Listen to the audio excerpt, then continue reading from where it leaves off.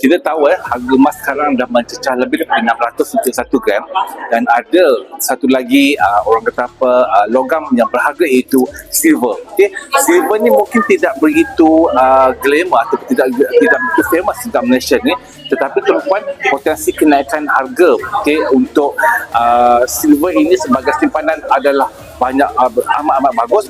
Untuk tahun 2025 sahaja, kenaikan harga silver adalah melebihi 100%. Jadi tuan-puan, since harga emas dah mahal, mungkin boleh tuan-puan pertimbangkan untuk menyimpan logam yang seterusnya, iaitu silver. Yang mana silver sekarang 1 gram lebih kurang dalam RM10 saja, so tidak begitu mahal. Jadi kalau tuan-puan ada, di tangan saya ni ada 500 gram, sekitar 5,000 saja. So jadi tuan-puan, jangan pandang orang kata apa, pandang rendah kepada silver, sebab silver juga mempunyai potensi yang tinggi untuk dijadikan sebagai simpanan untuk jangka masa panjang.